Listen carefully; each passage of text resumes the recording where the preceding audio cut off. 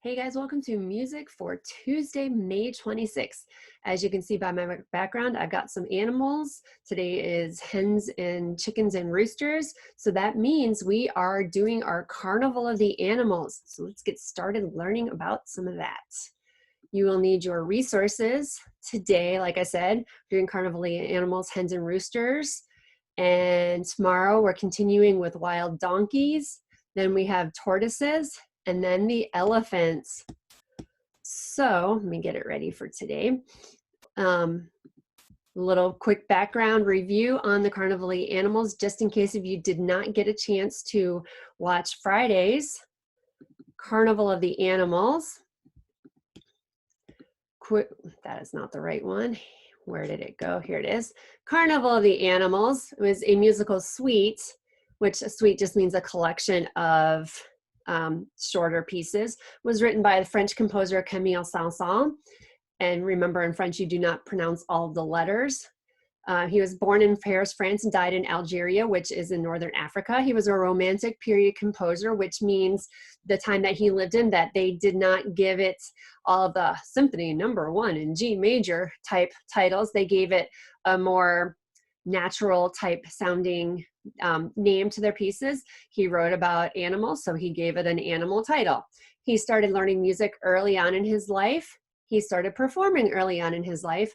He enjoyed writing poetry and essays about music. He sometimes made enemies because he thought he playfully insulted some of his friends, but I bet because of this said that he made enemies that they didn't think it was quite as funny. He composed the Carnival of the Animals in 1886, initially, again, because remember, he liked to make fun of people. It was meant, some of the songs in there were meant to make fun of them. He didn't consider it to be serious work. Again, remember, because sometimes he was making fun of people. It was performed privately, and what that means is that he didn't like have a big debut of I'm having my works performed in public. It was only published after he died. Instruments that were used, only these instruments, nothing else. 2 pianos, 2 violins, a viola, cello, bass, so the whole string family, but just 2 of some and 1 of another. Flute, piccolo, clarinet, xylophone, and a glass harmonica, which we will talk about when we get to the movement that uses that. We listened to the introduction in the Royal March of the Lion. And today, as I said, we are going to be talking about hens and roosters.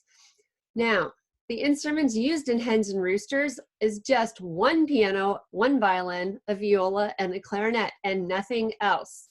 And when we listen to it, we are going to be thinking about what makes this movement sound like hens and roosters. Actually, I'm going to tell you what to listen to before we listen to it. We're going to be listening for a pecking theme, peck, peck, peck, peck, peck, peck, like that, by the strings in the piano. And there's going to be small clarinet solos and intervals above the rest of the group. And what an interval is, it's just a space. In music, it's a space. In measurement, it's a space.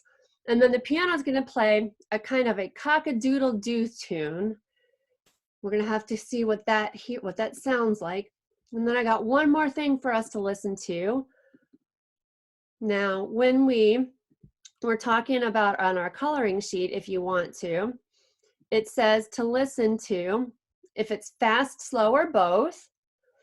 If there's singers or no singers, well, we already know that there's no singers because we didn't mention anything about singers. Drums or no drums? Well, we know that there's no drums in it because we didn't mention drums. Loud, quiet, or both. That's a good one. Is it loud or quiet or both?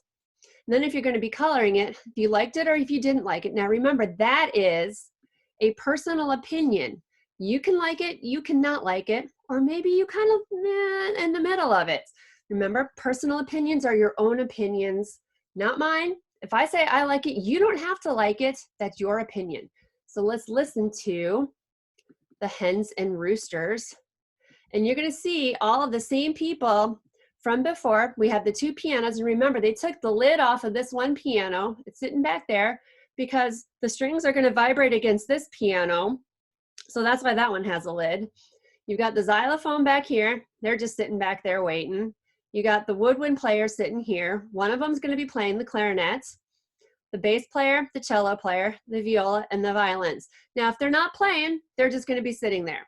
So Let's listen to the hens and roosters. Remember, listen for the peck, peck, peck, peck, peck. There it is. Oh, I guess there was 2 violin players. Sorry, they lied. And 2 piano players.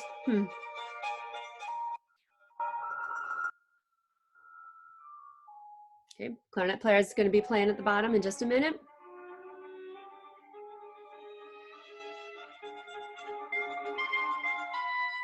That's supposed to be kind of like a little cock-a-doodle-doo thing.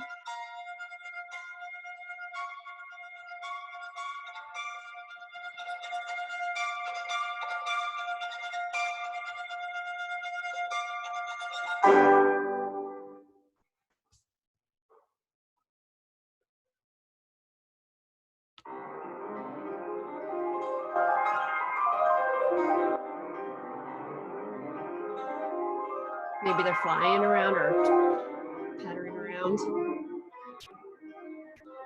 They're not pecking right now.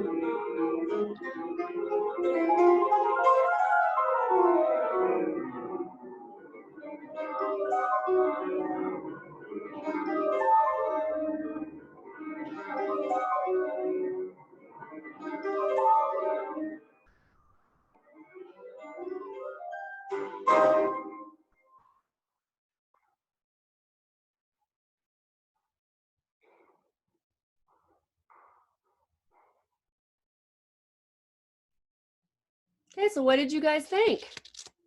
Did it sound like the pecking? I think they did a pretty good job with the pecking.